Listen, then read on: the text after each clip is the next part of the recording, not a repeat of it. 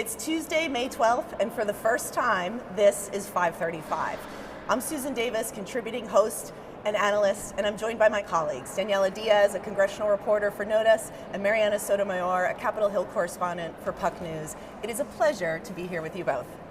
So good to see you. I'm so excited to kick this off with you. So 5:35, here's the plan. We want to be here 3 days a week, 3 hours a day when Congress is in session. And I think we've put together a really good team to do this. Marianna, can you talk more about the other reporters that are going to be part of 535? Yeah, it's a stellar group that's contributing, doing these interviews alongside of us. Here are just a couple of those names. My colleague at Puck, Leanne Caldwell, Paul Kane and Igor Bobik, who are currently at NOTUS working alongside Daniella, but it's soon to be the Star. We have Brody Mullins, formerly of the Wall Street Journal, as well as Scott McFarlane. He's Chief Washington Correspondent at Midas Touch, and Luke Mullins, who's a contributing writer for Washingtonian. Danielle, what should we tell people to expect from this show? Why should they be watching? I think it's going to be a little bit of everything Congress related, Sue. I mean, we're going to talk to former members, we're going to talk to current members. That's who we've got on the show just this week. We're going to talk to current and former staff members because, as we know, this place is not only powered by the lawmakers, the 535 members in this building, but also the people that support them, dozens of staff in each office who do all the nitty-gritty work and are the experts on the issues that we plan to talk to them about. We're also going to talk to our fellow journalists because they are also alongside us, running around these hallways, talking to the newsmakers, and really understand these topics just as well as we do. And of course, we're going to talk to the people who trek to the Hill to make their voices heard, lobbyists, other folks who have a lot to say about the issues that are being talked about here in this building. I'm really, really excited because we're going to be covering issues that maybe the day-to-day news might not be paying attention to. So we're glad we're here and we're really excited to get started. One of the things we've kept saying when we've been talking about 535 is we're going to focus on this side of Pennsylvania Avenue. I don't think anybody would dispute that the White House is very well covered. Oh, yes, definitely. If anything, I think there is some frustration on this end of Pennsylvania Avenue that so much of the conversation is in reaction to the White House so often. So I think that how many times in your reporting careers have you had a press flack or a senator or a lawmaker say to you, what the press should be covering or talking about is really this. All the time. Right? And this show is going to create an opportunity to talk about that and also to talk about the agenda. So let's talk a little bit about the agenda. The House and Senate are both back in session this week. Want to kick it off with talking about the Senate? Love the Senate. Love the Senate. 100 senators to be tracking at all times. As we're talking right now, y'all, Secretary of War Pete Hegseth is actually talking to senior appropriators in the Senate about the Iran war, about why he, deserves defense funding. I mean, it's going to be a wide array of questions. I actually tuned in a little bit before we sat down here, and he was really being grilled by Democratic senators about his platform, his agenda, the Trump administration agenda. That's just one thing that we're seeing. Of course, the Senate has already moved forward. They were in session yesterday on trying to confirm Kevin Warsh to replace Jerome Powell as the head of the Fed. So that's always been a huge story here, and we've been tracking that. And that's something that maybe got a lot of attention when it was the probe against Jerome Powell that was dropped last month, but now is moving forward to replace him, which his term ends May 15th. Yeah. We're tracking that. Does that seem like to you that nomination is now largely on a glide path because it's gotten over that hurdle? Definitely. Tillis was actually the main hurdle in this. Senator Tom Tillis, who's retiring at the end of this Congress and has really become a thorn on President Trump's side. Retirement has a funny way of doing that to people. But now that the probe is done, he's moving forward. He's going to probably help confirm Warsh in the final vote. And then also Kash Patel is here, FBI director. He's going to be grilled as well by senators in another hearing. So a lot going on the Senate side today that we're tracking. I'm really curious to hear from House lawmakers of what they heard when they were home last week. But what is on the House agenda this week? That's the number one question I think a lot of us have, because we're seeing so many reports coming back about the economy.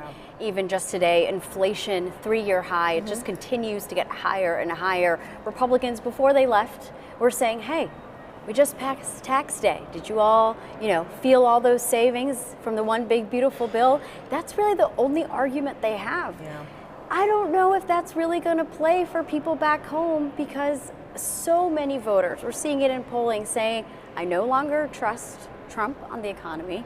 You're even seeing polling showing that Democrats who haven't had an advantage on the economy started to have an advantage on the economy. So Republicans are going to have to get a new affordability message. They are working on that. I've been talking to a couple of Republican staffers who are really hoping that the House floor can clear up to pass bills that address cost of living, housing, et cetera, all those different buckets.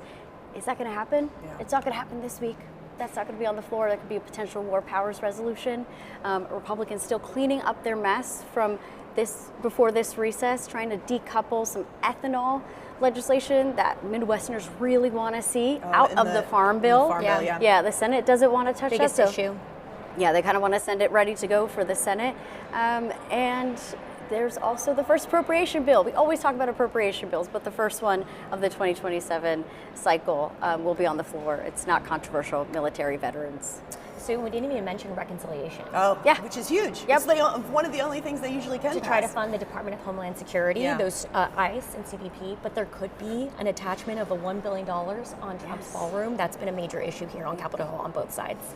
Do you have a sense of, I've been hearing a lot about the ballroom, particularly from people inside DC, campaign people who are like, oh, I don't want to deal with this. But do you have any sense of how much the ballroom has sort of penetrated to the larger country, and that how scared are lawmakers of actually having to take a direct up or down vote on this issue? Oh, they don't want it to happen. I mean, the amount Even of, Republicans. Yeah, House Republican leadership staffers that I've talked to that are like, please send it, strip it out, the parliamentarian. Like they hate the parliamentarian for many reasons, but they're like, please, Elizabeth, please strip it out, because it will not pass over here on the House side. And the reason why, and probably on the Senate side too, is because, again, everything is clouded under the midterm election. And Republicans do not want to take a vote on a promise that Trump made, right, to voters saying, hey, the ballroom's just going to be privately funded, no taxpayer money.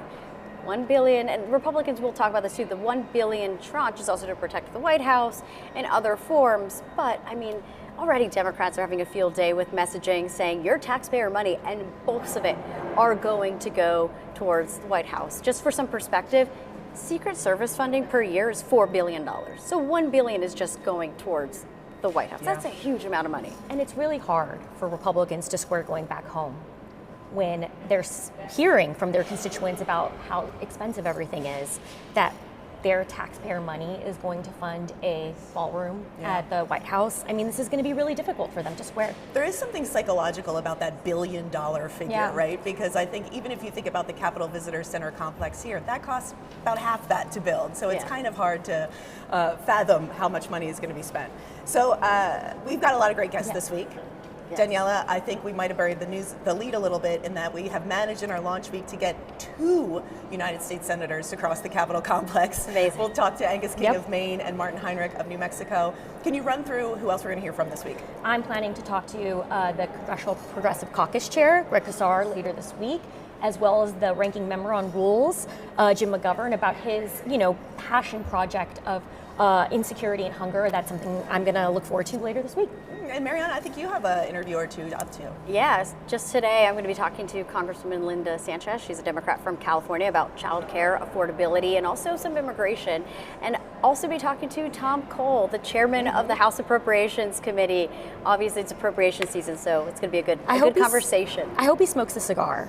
No, that would in front of me. No, my lungs are too weak. You might want to do that interview outside. Yes, exactly. So we can get outside on the balcony for that one. Well, I'm so grateful to be here with both of you. I'm excited for what this show is and what it can be. And we're going to take a quick break, but when we come back, our colleague Igor Bobek is going to be speaking to Senator Martin Heinrich about an issue that is very important to the American West, about public lands. We're going to be right back.